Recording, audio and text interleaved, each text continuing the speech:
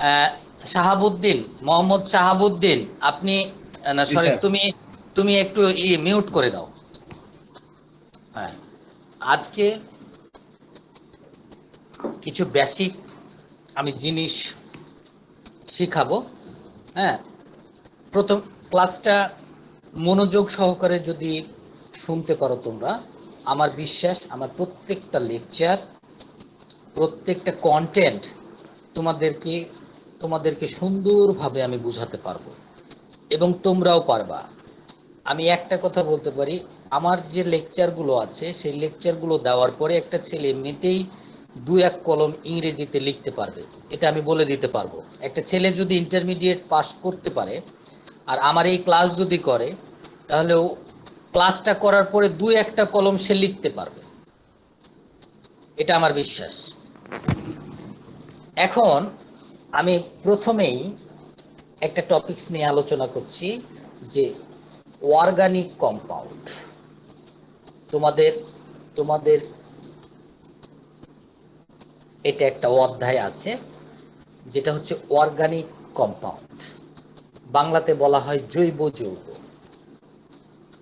জৈব যৌগ, এখানে কিছু বিষয় নিয়ে আমি আলোচনা করব যেগুলো আমাদের জন্য খুবই বেসিক একটা জিনিস, যে জিনিসগুলো আমরা অনেকেই জানি অথবা অনেকেই জানি না। তো জৈব যৌগ আমি বাংলাতে লেকচার দিব, বাট যে বিষয়গুলো ইংরেজিতে করা দরকার সেগুলো আমি ইংরেজিতে লেকচার দেব, ঠিক আছে? এবং যে যে যে জায়গাটাতে যে ল্যাঙ্গুয়েজ ইউজ করা লাগবে আমি সেই ল্যাঙ্গুয়েজটাই ইউজ করব, এটা শুধুমাত্র তোমাদের বুঝার কারণে, ঠিক আছে? এখন দেখো, জৈব যৌগ পৃথিবীতে অনেক জৈব যৌগ আছে, প্রায় 32 লক্ষাধিক জৈব যৌগ পৃথিবীতে বিদ্যমান রয়েছে, কিন্তু আমরা মাত্র 10টি জৈব যৌগ সম্পর্কে জানব। 10টা জৈব যৌগ, তাহলে জৈব যৌগটা কি? জৈব যৌগ হচ্ছে carbon plus hydrogen equal to জৈব যৌগ বা organic compound. Organic organic compound অর্থাৎ প্রত্যেকটা জৈব যৌগে কার্বন এবং হাইড্রোজেন থাকবে। অর্থাৎ বাংলায় আমরা বলতে গেলে যে কার্বন কার্বন আর হাইড্রোজেন মিলে যে যৌগটা গঠিত হয় সেটাকে আমরা বলি জৈব যৌগ। যে জৈব যৌগে কার্বন এবং হাইড্রোজেন থাকবে, তা আমাদের মোটামুটি যে 10টা জৈব যৌগ আছে সেই 10টা জৈব যৌগ নিয়ে আমি আলোচনা করি, এবং এই জৈব যৌগগুলো কিভাবে আমরা চিনব, হ্যাঁ কিভাবে আমরা চিনব, কিভাবে এই জৈব যৌগগুলো সংকেত লিখব, কিভাবে এই জৈব যৌগগুলোর নামকরণ শিখব, সে বিষয়গুলো নিয়ে আলোচনা করছি। প্রথমে আমি অ্যালকেন জৈব যৌগ, অ্যালকেন, ALKANE, অ্যালকেন জৈব যৌগ। তারপরে আছে অ্যালকিন জৈব যৌগ। তারপরে হচ্ছে অ্যালকাইন, অ্যালকাইন জৈব যৌগ। 3 ধরনের জৈব যৌগ আছে, একটা অ্যালকেন, অ্যালকিন এবং অ্যালকাইন। প্রথমে আমি অ্যালকেন জৈব যৌগ, 10টা জৈব যৌগের নাম লিখি। অ্যালকেন উচ্চারণ করতে গেলে অ্যালকেনের প্রোনাউন্সিয়েশনে আমরা দেখতে পাই যে এন কথাটা আসে। অ্যালকেন, এন উচ্চারণটা কিসের মতো? এন এর মতো। অ্যালকেন উচ্চারণটা কিসের মতো? এন এর মতো। তাহলে আমরা এই অ্যালকেন জৈব যৌগগুলোকে যদি নামকরণ করতে যাই, তাহলে আমরা প্রথমে লিখি মিথেন। Methane, 1 carbon. আমি আমি বোঝানোর ক্ষেত্রে কিন্তু যা করার আমি তাই করছি, তোমরা কিন্তু লাস্টে গিয়ে বুঝবা যে হ্যাঁ আসলে সারে এই জিনিসটা বোঝানোর চেষ্টা করেছে। আচ্ছা, অ্যালকেন উচ্চারণটা কিসের মতো? এন, এন এর মতো। তাহলে মিথেন উচ্চারণটা এন এর মতো আসছে না? মিথেন। তারপরে আসছে ethane, 2 carbon. Propane,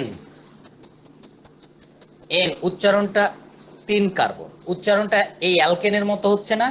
N, alkane, methane, ethane, propane, উচ্চারণটা এন এর মতো হচ্ছে না? আচ্ছা, তারপর আসছে butane, 4 carbon, pentane 5 carbon, hexane 6 carbon, heptane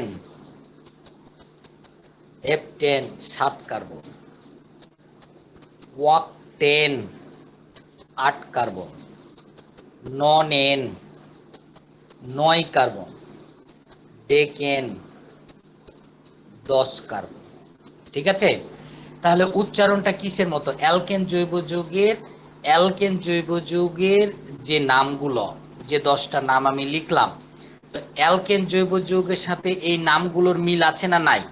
alkane methane, alkane ethane, alkane propane. এখন চলে আসি অ্যালকিন, উচ্চারণটা কি আছে? ইন, উচ্চারণটা আসছে ইন। তাহলে মিথেন হয়ে যাবে মিথিন, ইথিন, প্রোপিন, বিউটিন। এবার চলে আসি আমি অ্যালকাইন। অ্যালকাইন জৈব যৌগ যখন আমরা লিখতে যাব তখন মিথিন ওটা হয়ে যাবে methane, ethyne, propyne, butyne, pentyne. আমার কথা বুঝতে পারছো? Yes sir. আমার কথা কি বোঝা যায়? এখন এই জায়গাটাতে আমি অ্যালকেন জৈব যৌগের যে কোনো একটা জৈব যৌগের গাঠনিক সংকেত লিখব। অ্যালকেন জৈব যৌগের যে কোনো একটা গাঠনিক সংকেত লিখব। যেমন ধরো পেন্টেনের গাঠনিক সংকেত লিখব, খুব ইজি, এবং একবার একটা সংকেত মনে রাখলে প্রায় অনেকটাই হয়ে যাবে। যেমন পেন্টেন, আচ্ছা পেন্টেন, এই পেন্টেন যখন উচ্চারণটা এন এর মতো হবে তখন কার্বন কার্বন ডাবল বন্ড না সিঙ্গেল বন্ড হবে। এই যে একটা কার্বন আরেকটা কার্বনের সাথে যখন বন্ডিং এর মাধ্যমে যুক্ত থাকবে তখন এই যে বন্ড, এই যে মধ্যখানে যে দাগটা দেওয়া আছে সেটাকে আমরা বলবো বন্ড, এটাকে একক বন্ধন আমরা বলবো। তাহলে যখন আমরা পেন্টেন উচ্চারণ করছি তখন কিন্তু আমরা ধরে নিতে পারি যে কার্বন কার্বন একক বন্ধন থাকতে হবে। এন উচ্চারণটা যখন এন এর মতো হবে পেন্টেন, যখন পেন্টিন হয়ে যাবে তখন কার্বন কার্বন ডাবল বন্ড হয়ে যাবে, যখন পেন্টাইন হয়ে যাবে তখন কার্বন কার্বন ট্রিপল বন্ড হবে। যাই হোক, আমি পরে আসছি, আগে পেন্টেনের গাঠনিক সংকেতটা লিখি। তাহলে পেন্টেনের যখনই আমরা গাঠনিক সংকেত লিখতে যাব তখনই আমাদের মাথায় চলে আসতে হবে যে এটা একক বন্ধন, অর্থাৎ কার্বন কার্বন একক বন্ধন থাকবে। আবার এইখানে তোমাদেরকে দেখে নিতে হবে যে পেন্টেনের কার্বন সংখ্যা কয়টা?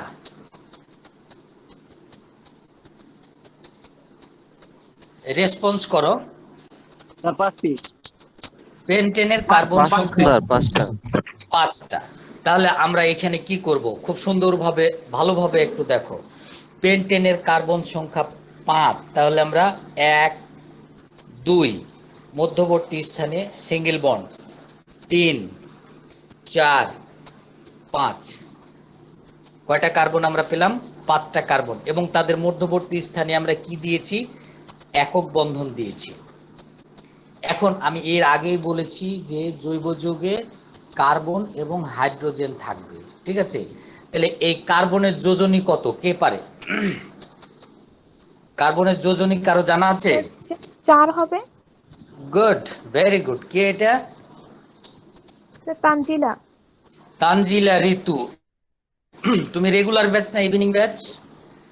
স্যার রেগুলার, আচ্ছা গুড, ভেরি গুড। তাহলে কার্বনের 2ও হয় 4ও হয়, ঠিক আছে? তাহলে 4, অর্থাৎ কার্বনের 4টা হাত। এই যে দেখো, কার্বনের 4টা হাত, এবং প্রত্যেক হাতে কি থাকবে? প্রত্যেক হাতে হাইড্রোজেন থাকবে। আমি আগেই বলেছি হাইড্রোজেন এবং কার্বন দ্বারা উদ্বুদ্ধ যৌগকে কিন্তু আমরা বলছি জৈব যৌগ। তার মানে এটা একটা জৈব যৌগ, এটা একটা হচ্ছে স্ট্রাকচারাল ফর্মুলা, মানে গাঠনিক সংকেত। মানে মানুষের মাংস যেমন ফেলে দিলে যেটা থাকে তোমার কঙ্কাল, এই কঙ্কাল এটা কিন্তু একটা কঙ্কালের মতো, যে এখানে কি কি মৌল আছে এবং কোনটার সাথে কার্বনে কয়টা মৌল যুক্ত, হাইড্রোজেন যুক্ত আছে এবং কার্বনের কয়টা হাত থাকছে, এই বিষয়গুলো এখানে উত্থাপন করা হয়েছে। তাহলে দেখো যে পেন্টেনের গাঠনিক সংকেত কিন্তু এটা হয়ে গেল। ঠিক আছে, পরীক্ষায় আসতে পারে যে write down the structural formula of pentane, পেন্টেনের গাঠনিক সংকেত লিখো, তখন কিন্তু তোমাকে এই জিনিসটা লিখতে হবে।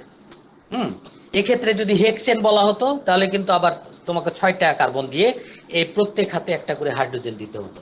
ঠিক আছে, এই গেল স্ট্রাকচারাল ফর্মুলা অর্থাৎ গাঠনিক সংকেত। এবার আসি আমরা IUPAC। IUPAC, এই IUPAC কথাটার অর্থ হচ্ছে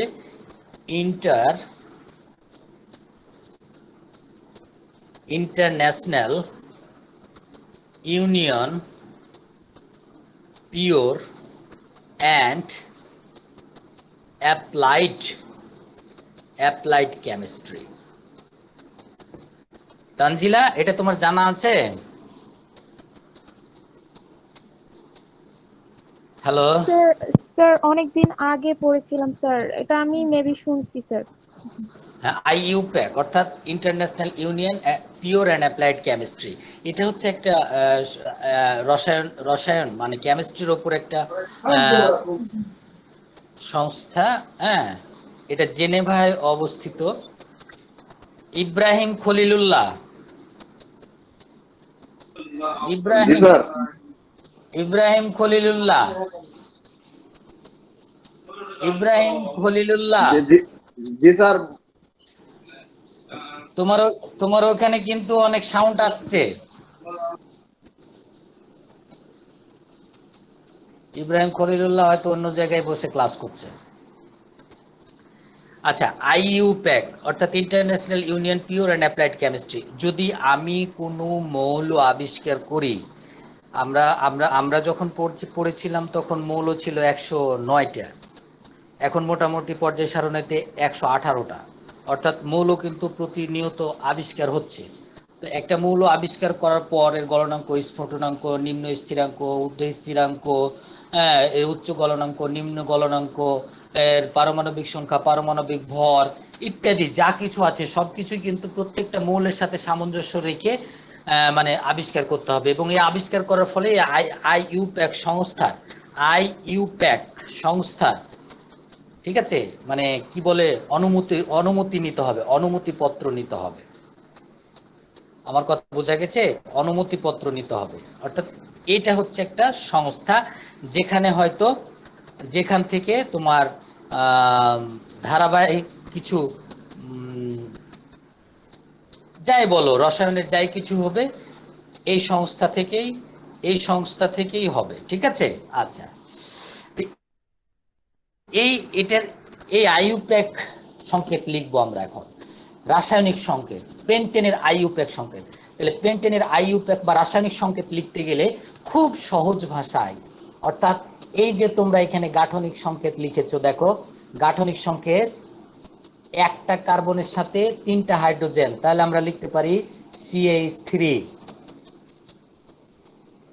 তারপরে এর মধ্যবর্তী স্থানে কি আছে, একটা সিঙ্গেল বন্ড আছে, একক বন্ধন আছে।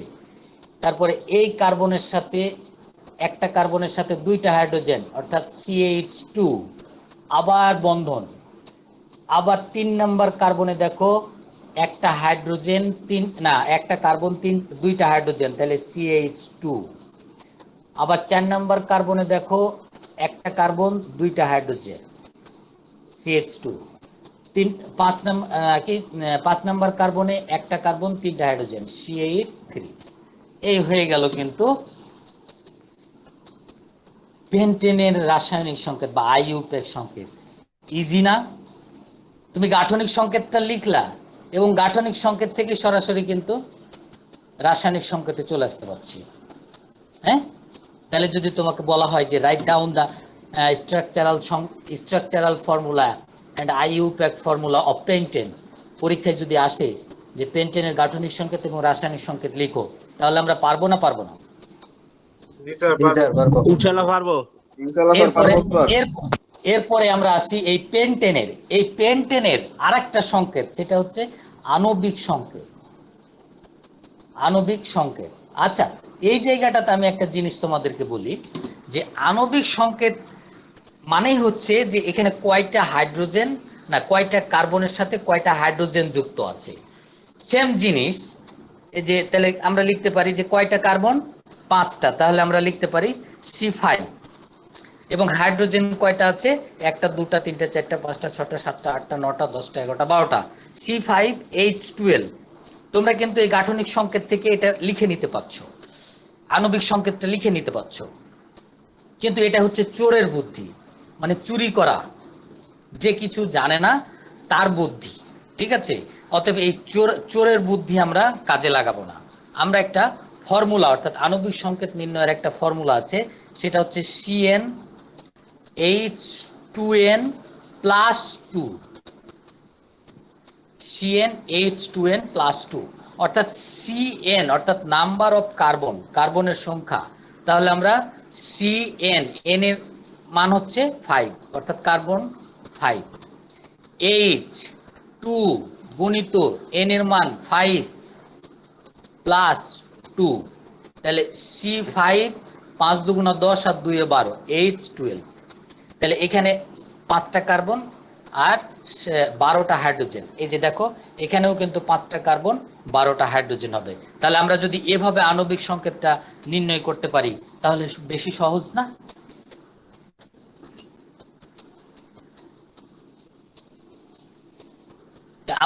আমরা কি এখন এই গাঠনিক সংকেতটা, আইইউপ্যাক সংকেত, রাসায়নিক সংকেত এবং আণবিক সংকেত, এই বিষয়টা বুঝতে পেরেছি? জি স্যার।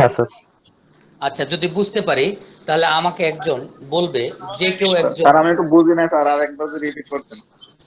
কে বলতে নাই? স্যার আমি ইব্রাহিম খলিলুল্লাহ বলছিলাম স্যার। ইব্রাহিম খলিলুল্লাহ। ইব্রাহিম খলিলুল্লাহ, তুমি তো একটু অন্য ওদিকে মনোযোগ আছে তোমার। ইব্রাহিম খলিলুল্লাহ, আমি বোঝাবো, ঠিক আছে, আমি একবার না 1000 বার বোঝাবো, কিন্তু একটু মনোযোগ দিতে হবে। আর তোমার ওখানে কিন্তু একাধিক লোক আছে, আমি বুঝতে পারছি। আচ্ছা, যাই হোক। আচ্ছা, এখানে দেখো যে আমরা পেন্টেনের গাঠনিক সংকেত লেখার জন্য আমি বলেছি যে পেন্টেনের গাঠনিক সংকেত লিখবো আমরা, ঠিক আছে। হেক্সেনেরও গাঠনিক সংকেত লিখতে পারো, হেপটেনেরও গাঠনিক সংকেত লিখতে পারো। তো আমরা উদাহরণ হিসাবে এখানে কার গাঠনিক সংকেত লিখছি? পেন্টেনের। তো পেন্টেনের গাঠনিক সংকেত লেখার সময় আমরা দেখছি যে এটাতে 5টা কার্বন থাকবে এবং প্রতিটা কার্বনে একক বন্ধন থাকবে। দেখো, এই যে আবার আমি করছি, আবার লিখছি, আবার বোঝাচ্ছি। পেন্টেন উচ্চারণটা এন এর মতো হচ্ছে, এজন্য এদের কার্বন কার্বন একক বন্ধন। উচ্চারণটা যেহেতু এন এর মতো, সেহেতু কার্বন কার্বন একক বন্ধন থাকবে। এটা কিন্তু মাথায় রাখতে হবে। আবার মাথায় রাখতে হবে যে পেন্টেন তার মানে কয়টা কার্বন হচ্ছে? 5টা। 1টা 2টা 3টা 4টা 5টা কার্বন আমরা দিয়ে নিলাম। এবং প্রতিটা কার্বনের মধ্যবর্তী স্থানে একক বন্ধন বিদ্যমান। এই যে দেখো, এই যে দেখো, এই যে দেখো, এই যে দেখো। এবং প্রতিটা কার্বনের 4টা করে হাত থাকবে, 4টা করে হাত থাকবে। এখন তোমরা বলতে পারো যে হাত মানে, এই যে এই কার্বনের সাথে কিন্তু 4টা হাত আছে, এই যে 1টা 2টা 3টা 4টা। এই কার্বনের সাথেও 4টা হাত আছে, 1টা 2টা 3টা 4টা। বুঝা গেছে? এবং প্রতিটা কার্বনে 1টা করে হাইড্রোজেন থাকবে। ইব্রাহিম জি স্যার। হ্যাঁ, তুমি বুঝতে পারছো? একটু জি কথা স্যার, বলো। বুঝতেছি স্যার। আচ্টা, এন এর জন্য স্যার একটা হবে বন্ধন। হ্যাঁ স্যার এন এর জন্য হবে একটা বন্ধন। হ্যাঁ, আর এন, স্যার পেন্টেনের জন্য 5টা হ্যাঁ, কার্বন। মানে পেন্টেন, শোনো, পেন্টেন এন কথাটা আমি, এটা হচ্ছে একটা মানে কি বলে ওটাকে, পরিচয়মূলক। মানে তোমার নাম ইব্রাহিম, খলিলুল্লাহ, তোমাকেই চিনবে। তো এখানে চেনার জন্য এন কথাটা, অর্থাৎ পেন্টেন উচ্চারণটা এন এর মতো হচ্ছে, চেনার জন্য যে এখানে একক বন্ধন অর্থাৎ কার্বন কার্বন একক বন্ধন হতে হবে। এটা যদি আবার পেন্টিন হতো তাহলে কিন্তু কার্বন কার্বন একক বন্ধন হতো না, কার্বন কার্বন ডাবল বন্ড হতো। এটা যদি পেন্টাইন হতো তাহলে কার্বন কার্বন ট্রিপল বন্ড হতো। এটা পেন্টেন, উচ্চারণটা এন এর মতো, অর্থাৎ পরিচয়মূলকের জন্য, পরিচয়মূলক এন এর, এন উচ্চারণ এন এর জন্য এটা কার্বন কার্বন ডাবল বন্ড হবে। সেজন্য এখানে আমরা প্রত্যেকটা কার্বনের মধ্যবর্তী স্থানে সিঙ্গেল বন্ড ব্যবহার করেছি, অর্থাৎ একক বন্ধন ব্যবহার করেছি। আর পেন্টেনের গাঠনিক সংকেত লিখতে গেলে আমরা প্রথমে 5টা কার্বন লিখে নিব। যদি হেক্সেন লিখতে যেতাম তাহলে আমরা 6টা কার্বন লিখতাম, যদি হেপ্টেন লিখতাম তাহলে আমরা 7টা কার্বন লিখতাম, এবং প্রত্যেকটা কার্বনে 4টা করে হাত দিতাম। এই যে দেখো, প্রত্যেকটা কার্বনে 4টা করে হাত দিতাম। এটা হয়ে গেল পেন্টেনের গাঠনিক সংকেত, ইব্রাহিম খলিলুল্লাহ, বুঝছো? এরপর চলে আসি আইইউপ্যাক সংকেত। আইইউপ্যাক, তাহলে এখান থেকে আমি সরাসরি পাচ্ছি যে একটা কার্বনের সাথে 3টা হাইড্রোজেন, এই যে 1 2 3, অর্থাৎ CH3, ঠিক আছে? আবার এই একক বন্ধন কিন্তু ছাড়া যাবে না, এটা দিতেই হবে। এই একটা কার্বনের সাথে 2টা হাইড্রোজেন CH2, এই একটা কার্বনের সাথে 2টা হাইড্রোজেন CH2 সিঙ্গেল বন্ড, এই একটা কার্বনের সাথে 2টা হাইড্রোজেন CH2, এই একটা কার্বনের সাথে 3টা হাইড্রোজেন CH3। এই যে বন্ড কিন্তু থাকতেই হবে। এটা হয়ে গেল আইইউপ্যাক সংকেত। সরাসরি গাঠনিক সংকেত থেকে আইইউপ্যাক সংকেত লেখা কিন্তু খুবই সহজ। এরপর আসি আমরা আণবিক। আণবিক সংকেত আমি লেখার সময় বললাম যে কার্বন সংখ্যা এবং হাইড্রোজেন সংখ্যা নিলেই হয়ে যাবে, অর্থাৎ গাঠনিক সংকেত থেকে কিন্তু সরাসরি কার্বন সংখ্যা আমরা পেয়ে যাই। তাহলে কার্বন কয়টা আছে? 5টা, তাহলে C5। আবার হাইড্রোজেন কয়টা আছে? 12টা, তাহলে H12।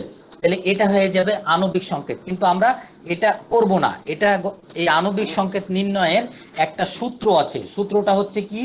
CnH2n+2, এটা সূত্র।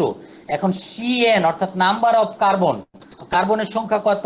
C5, n এর মান 5, H2 গুণিত n এর মান 5 প্লাস 2।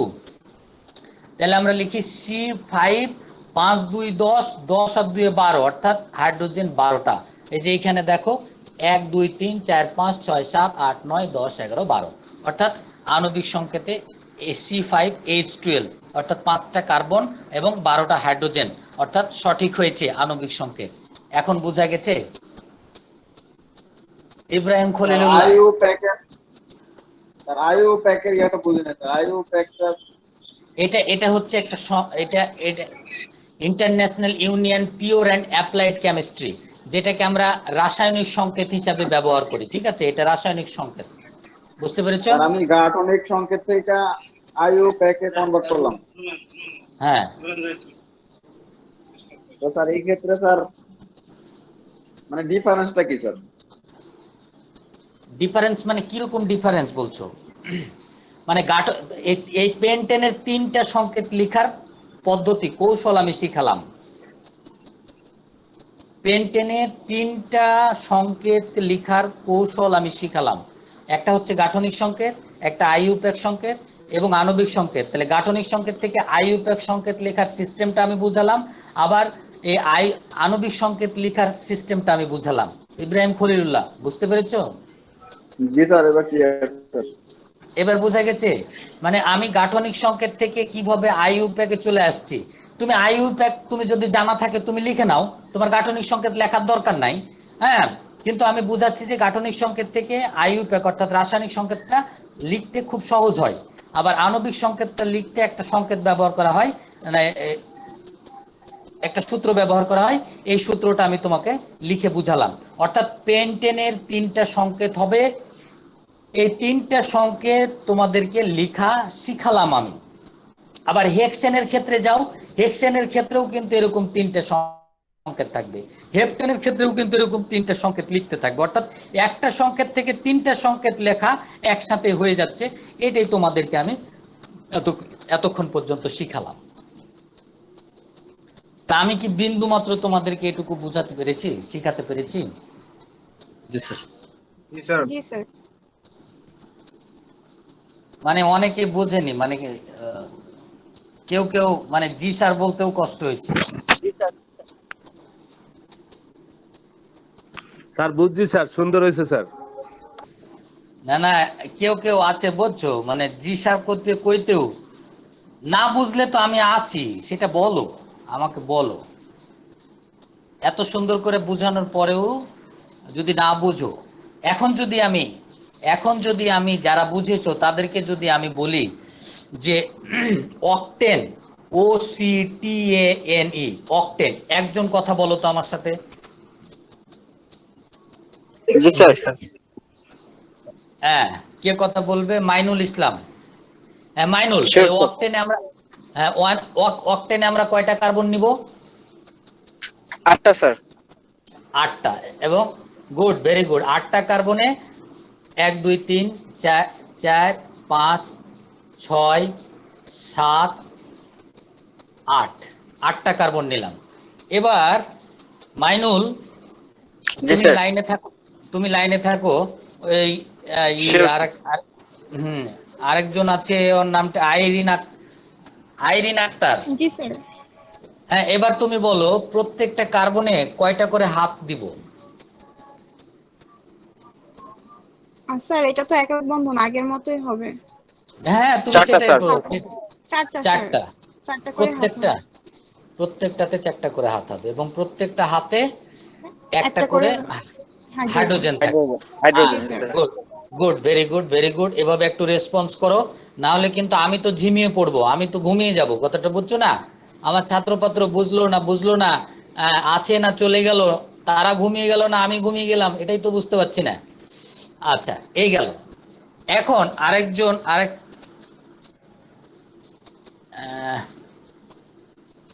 আরেকজন একটু আমাকে সাড়া দাও।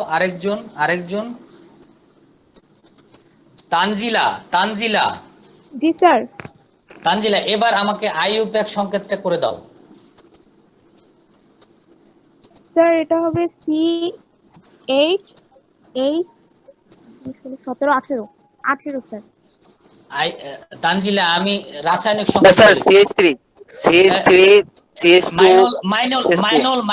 মাইনুল স্টপ। তানজিলা বলো, okay okay sir. Okay sir sorry. Tanzila এদিকে দেখো। হ্যাঁ, CH3 CH2 দাঁড়াও, তুমি একটু দাঁড়াও। CH2, এটা গেল। 3 নাম্বার কার্বনে কি হবে? CH2 CH2। 4 নাম্বার কার্বনে কি হবে? CH2 5 নাম্বার কার্বনে কি হবে? CH2 sir. 6 নাম্বার কার্বনে কি হবে? CH2 good. 7 নাম্বার কার্বনে কি হবে? CH2। CH2 8 নাম্বার কার্বনে কি হবে? CH3 good, very good. এবার আরেকজন স্টুডেন্ট আমার সাথে একটু কথা বলো। Yes, sir. কে? জয়। Sir. জয়, Yes, sir. জয়, এই যে আমি যে সূত্রটা পড়লাম, সেই সূত্রটা কি? CN, আণবিক সংকেত নির্ণয়ের সূত্র CnH2n +2। এটা কিন্তু মনে রাখতে হবে, ঠিক Sir, আছে? একটু কারেকশন করতে চাই স্যার। IUPAC বলো। এ স্যার আপনি CH2 দিয়ে শুরু করছেন, CH3 দিয়ে বন্ডটা শুরু হবে। Good, thank you very much. Thank you. Good, very good. এই তো, মানে আমার যে ভুল হয়েছে, আমি কিন্তু CH3 বলেছি বা 2 বলেছি, যাই করেছি, কিন্তু আমি তো ভুল করেছি, ঠিক আছে না? তানজিলা, জি স্যার। তুমি 3 বলেছিলে না 2 বলেছিলে? আমি কিন্তু 2 স্যার লিখেছি। প্রথমে 3 বলেছিলাম স্যার। আচ্ছা ঠিক আছে, তার মানে ওকে, থ্যাংক ইউ, তোমাদের মনোযোগ আছে। এবার দেখো, এবার জয়, CnH2n+2, এই সূত্রটা তোমাকে মনে রাখতে হবে। এবার বলো কার্বনের সংখ্যা কত হবে? স্যার 8টা স্যার। তাহলে আর হাইড- C8H2 গুণিত 8 +2, তাহলে কত হবে? C8H। আর 16 16 আর 2 স্যার 18 স্যার। গুড, এই তো 18 হয়ে গেল। CH8 তাহলে আমরা এখন পেন্টেন অর্থাৎ অ্যালকেন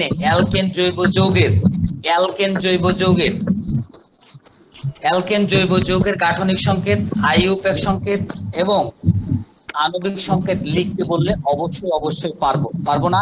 আচ্ছা, এমন কোন ছাত্র আছে যে বুঝে নাই? আমাকে একটু বলো, আমি আবার বুঝিয়ে দেব। মোস্তফা, জি স্যার। বুঝেছো? এবার আসি আমরা অ্যালকেন, এবার আমরা পড়লাম অ্যালকেন, এবার আমরা পড়ি অ্যালকিন। উচ্চারণটা কিসের মতো? ইন। উচ্চারণটা কিসের মতো? ইনের মতো। উচ্চারণটা ইন, অ্যালকিন। তাহলে এবার আমরা পেন্টেন, PANTINE, পেন্টিন। ওই পেন্টেনটা হয়ে যাবে পেন্টিন। এখানেও সেম, কয়টা কার্বন নিতে হবে? 5টা। 1টা 2টা 3টা 4টা 5টা। তা আমি বলেছিলাম যে কার্বন কার্বন ডাবল বন্ড হবে। ডাবল বন্ডন হবে স্যার। হ্যাঁ, ডাবল বন্ড হবে, কিন্তু এখানে একটা কথা আছে যে ডাবল বন্ড কিন্তু সব কার্বনে হবে না। যে কোনো একটা কার্বনে, অর্থাৎ ডান দিক থেকে তোমাকে গুনতে হবে 1 2 3 4 5, অর্থাৎ ডান দিক থেকে যে কোনো একটা কার্বনে ডাবল বন্ড দিতে হবে। যে কোনো একটা কার্বনে ডাবল বন্ড দিতে হবে। তাহলে আমি 2 নম্বর কার্বনে ডাবল বন্ড দিলাম, এবং বাকিগুলো সব কিন্তু একক বন্ধন থাকতে হবে। কিন্তু মনে রাখতে হবে প্রত্যেকটা কার্বনের 4টা করে হাত হতে হবে। 4টা করে হাত, 4টার বেশি হাত হওয়া যাবে না। তাহলে আমি এখানে প্রত্যেকটা কার্বনের 4টা করে হাত দিচ্ছি। 1 2 3 4, এই কার্বনের 4টা হাত হয়েছে। এই কার্বনের 1 2 3 4, 4টা হাত হয়েছে। এই কার্বনের ওইটা তো 1 চারটা আছে। 1 2 3 4 হয়ে গেছে। ঠিক আছে, এই যে এখানে 2টা হাত আছে, এই কার্বনের এই 2টা হাত গুনতে হবে। তাহলে 1 2 3 4। এই কার্বনের ক্ষেত্রেও 1 2 3 4, আর এই কার্বনে 1 2 3 4। এবার বুঝে গেছে? বুঝে গেছে? জি স্যার। জি স্যার। এখন এখন এখানে হাইড্রোজেন দাও। এই যে হাইড্রোজেন, এই হাইড্রোজেন, এই কার্বনে ওপরের 2টা হাত কিন্তু বাকি রেখেছি। কারণটা কি? যে ওপরে যদি আমি 2টা হাত দিতাম তাহলে কিন্তু এর কার্বনের 5টা করে হাত হয়ে যেত। ক্লিয়ার? আচ্ছা, এখন আমরা আইইউপ্যাক সংকেত লিখতে গিয়ে আমরা প্রথম কার্বনে CH3 সিঙ্গেল বন্ড, দ্বিতীয় কার্বনে CH2, তৃতীয় কার্বনে কি বলছে? Single bond CH, double bond CH, last কার্বনে CH3। বুঝা গেছে? জি স্যার। বুঝা গেছে? জি স্যার। এরপর আণবিক সংকেত লিখতে গেলে এটার যে সূত্রটা আছে সেটা হচ্ছে, ওটা ছিল CnH2n+2, এটা হবে CnH2n +2টা আর হবে না, এখানে CnH2n। তাহলে এখানে কার্বনের সংখ্যা কত? 5। তাহলে C5H2 গুণিত n এর মান 5, তাহলে C5H10, অর্থাৎ হাইড্রোজেন 10টা। এখানে গণ 10টা হাইড্রোজেন, 1টা 2টা 3টা 4টা 5টা 6টা 7টা 8টা 9টা 10টা হয়েছে। তাহলে C5H10। এটা হয়ে গেল অ্যালকিনের। অর্থাৎ আমি যদি পেন্টেন PANTANE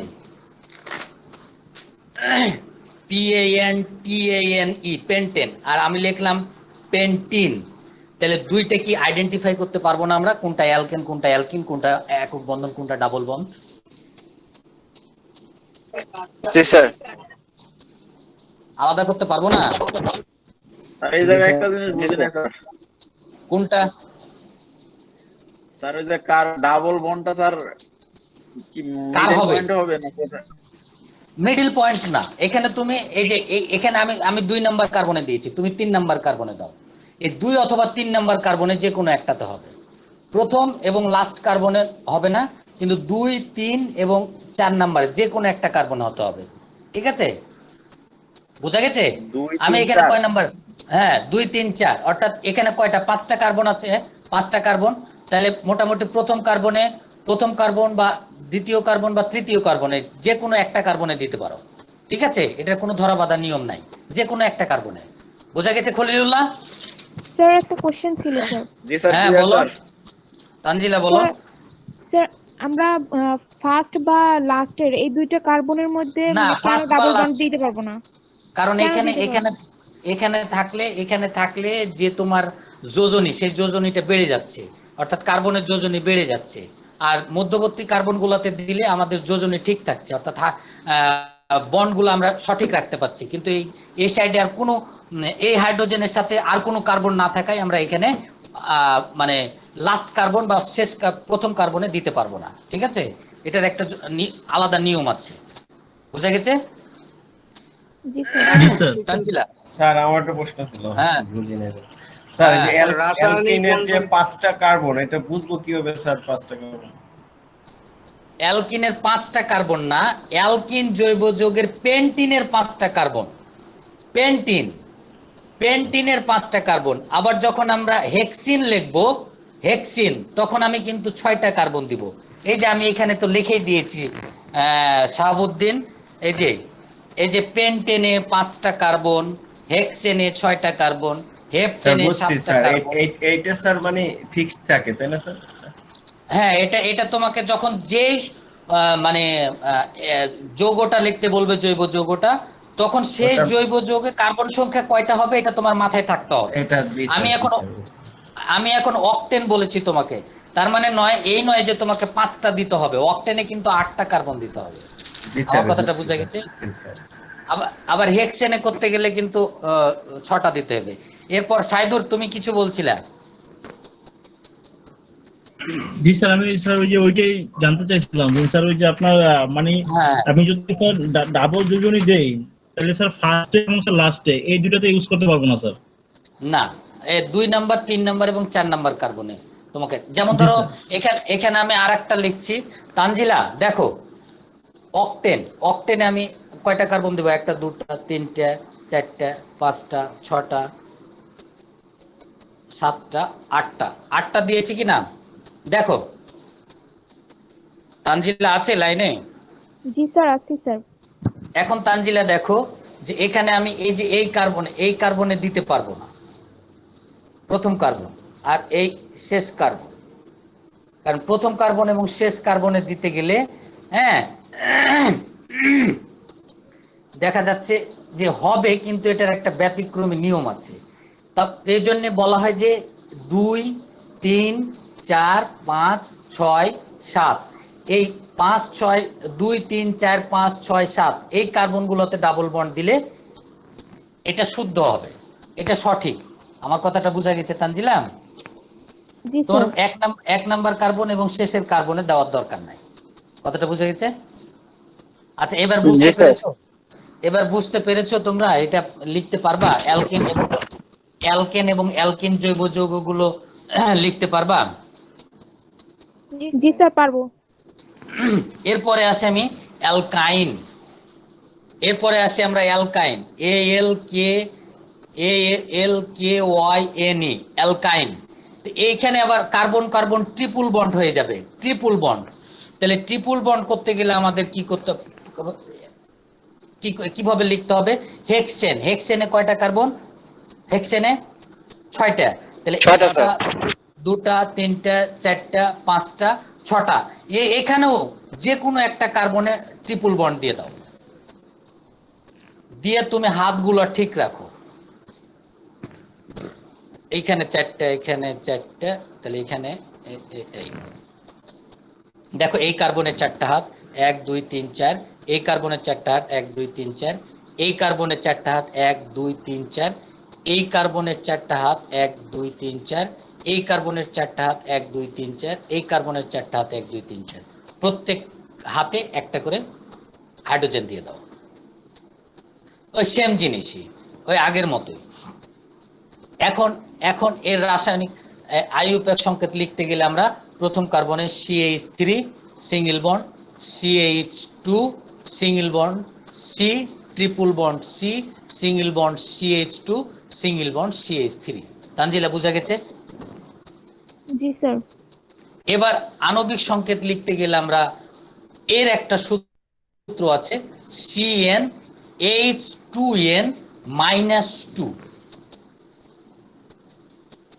CnH2n-2, ঠিক আছে? তাহলে এখানে আমরা কার্বন সংখ্যা কত? 6, H2 গুণিত 6 - 2, তাহলে এখানে আমরা লিখতে পারি C6, 6 2 12, 12 থেকে 2 বাদ দিলে 10, তাহলে এইচ 10। তাহলে এখানে কার্বন হবে 6টা আর হাইড্রোজেন হবে 10টা। 1 2 3 4 5 6 7 8 9 10। ঠিক আছে, তাহলে C6H10, অর্থাৎ এটা আমাদের সঠিক, এটা আমাদের সঠিক, এটাও আমাদের সঠিক। তাহলে গেল অ্যালকেন, অ্যালকিন এবং অ্যালকাইনের গাঠনিক সংকেত, আণবিক সংকেত এবং রাসায়নিক সংকেত লেখার নিয়ম। স্যার মাইনুল ইউপ্যাকে হ্যাঁ, আইরিন আক্তার বলো। আইরিন বলো। হ্যালো আইরিন, হ্যাঁ বলো। স্যার ইউপ্যাকে যে লিখেছেন CH3 তারপর CH, শুধু এটা CH2 হবে না? ও এই জায়গাটাতে, এখানে CH জি স্যার। গুড গুড, ঠিক আছে ঠিক আছে আইরিন, থ্যাংক ইউ। এখানে CH2 হবে। তাহলে তুমি বুঝতে পেরেছো, নিশ্চয়ই বুঝতে পেরেছো। জি স্যার। ওকে, জোরে বলো, একটু জোরে বলো, জি স্যার। আর একটু জোরে বলো। জি sir. Good, thank you very much. যাই হোক, তোমরা যদি বুঝতে পারো তবে আমি বুঝাতে পারবো, আর তোমরা যদি বুঝতে না পারো তাহলে কিন্তু আমার দ্বারা তোমাদেরকে বোঝানো সম্ভব না। ঠিক আছে, পরবর্তী আগামী ক্লাসে আমরা এই বিষয়টায় নতুনভাবে সবাইকে একটু মানে রিভাইজ, অর্থাৎ তোমাদের কাছ থেকে একটু জানবো আমি কিভাবে লিখতে হবে, কিভাবে বলতে হবে, এবং ক্যামেরার মাধ্যমে প্রত্যেকজনের খাতা আমি দেখব। আমার একটা প্রশ্ন ছিল। আমি প্রশ্নটা পরে নিচ্ছি। আগামী ক্লাসে প্রত্যেকটা ছেলের কাছ থেকে আমি লেখা নিব এবং ক্যামেরার মাধ্যমে ক্যামেরার সামনে খাতাটা তুলে ধরবে, আমি লেখা হয়েছে কিনা, সঠিক হয়েছে কিনা এটা আমি দেখব। ঠিক আছে, আগামী ক্লাসে। এবং আগামী ক্লাসে আমরা নতুন টপিকস একটা শুরু করতে যাব, সেটা হচ্ছে অ্যাটমিক স্ট্রাকচার। এটা একটা অধ্যায়। এই অ্যাটমিক স্ট্রাকচারটা আগামী ক্লাসে আলোচনা করব, আগামী শুক্রবার। আচ্ছা হ্যাঁ সাব্বির বলো। স্যার ওই যে এই এক বন্ধনী, দুই বন্ধনী এবং যে ট্রিপল বন্ধনী স্যার, ওই ব্যাপারটা একটু ক্লিয়ার হইতে চাই স্যার। ক্লিয়ার হতে চাও? Good, very good. যে কিভাবে একক বন্ধন আর দ্বিবন্ধন এবং ত্রিবন্ধন হবে। এই যে দেখো, আমি বাংলায় লিখছি, দেখো অ্যালকেন, অ্যালকিন এবং অ্যালকাইন, তিনটা আছে কি না? তিনটা আছে সাব্বির। অ্যালকেন, অ্যালকিন এবং অ্যালকাইন। অ্যালকেন অর্থাৎ পেন্টেন যখন হবে তখন হবে সিঙ্গেল বন্ড। অ্যালকিন পেন্টিন তখন হবে ডাবল বন্ড। অ্যালকাইন পেন্টাইন তখন হবে ট্রিপল বন্ড। এবার বুঝা গেছে? জি স্যার। হ্যাঁ সাব্বির? জি স্যার বুঝছি। তো একটা প্রশ্ন স্যার এখানে হচ্ছে যে আমরা ওই ভিতরে যে একটা জায়গায় যে কার্বনের পাশে তিনটা হ্যান্ড একসাথে দিচ্ছি, উপরে দেই না নিচেও দেই না, এটার কারণ কি স্যার? এটার কারণ হচ্ছে যে এখানে তুমি যদি ওপর এবং নিচে দিতে যাও, এই কার্বনটার দিকে তাকাও, এই কার্বনটার, এই কার্বনের এটা একটা হাত। ঠিক আছে, আমি বলেছি কয়টা হাত? 4টা হাত না? তাহলে এটা একটা হাত আর এখানে 3টা হাত, তাহলে কয়টা হাত হচ্ছে? 4টা হাত হয়ে যাচ্ছে না? হ্যাঁ জি স্যার। বুঝতে পারছো? তাহলে এখানে যদি ওপরে আর নিচে দিতাম তাহলে কয়টা হাত হচ্ছে? আরো বেশি হয়ে গেল না? ও আচ্ছা আচ্ছা, 6টা হয়ে যেতে তাহলে। 6টা হাত হয়ে যাচ্ছে না? বুঝে গেছে এবার? জি একটা কোশ্চেন ছিল স্যার। হ্যাঁ বলো।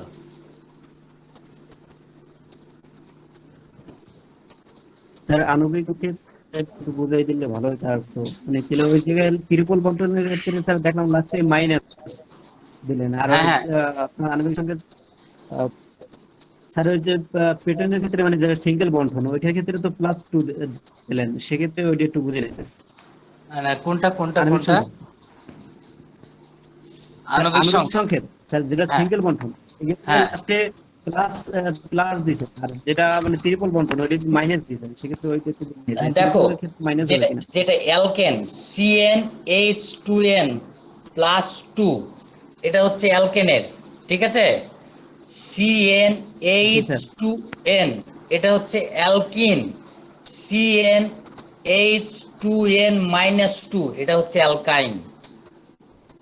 কারণ এখানে -2 কেন হচ্ছে এটা তোমাকে বলছি, যে এখানে যে বন্ডের কারণে একটা কমে যাচ্ছে, হাত কমে যাচ্ছে, এজন্য এটা মাইনাস করে দেওয়া হচ্ছে। আর এখানে প্লাস হয়ে যাচ্ছে, বেড়ে যাচ্ছে হাত, যে জন্য এখানে প্লাস হচ্ছে। আর এটা একটা ফর্মুলা, বুঝছো? আমার কথা বোঝা গেছে? ফর্মুলাটা মনে রাখতে হবে। আর ফর্মুলাটা কেন হলো, মানে a+b² ফর্মুলা যদি তুমি আমাকে বলো যে কেন হলো স্যার, এটা আপনি আমাকে বুঝান, তাহলে তো আমি আর বুঝাইতে পারবো না। আমার কথাটা বুঝতে পেরেছো? এখানে হাতগুলোর উপর নির্ভর করে এবং হাইড্রোজেনের সংখ্যার উপর নির্ভর করে এই ফর্মুলাগুলো আবিষ্কৃত হয়েছে। আমার কথাটা বোঝা গেছে?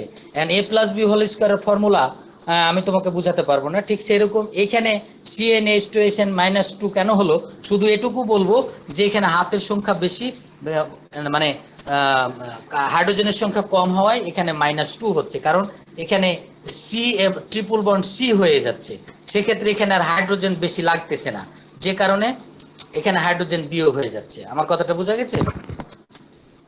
জি স্যার, থ্যাংক ইউ স্যার। বুঝতে কিছু কিছু কিছু একটু কি বোঝা গেছে আমার ছাত্রছাত্রীরা? কিছু কি বুঝতে পেরেছো? জি স্যার। আগামীকালকে যে বুঝতে পেরেছো না পারোনি, কি পারোনি না পারোনি আগামী ক্লাসে আমাকে অবশ্যই বলবা। আর আজকে আমি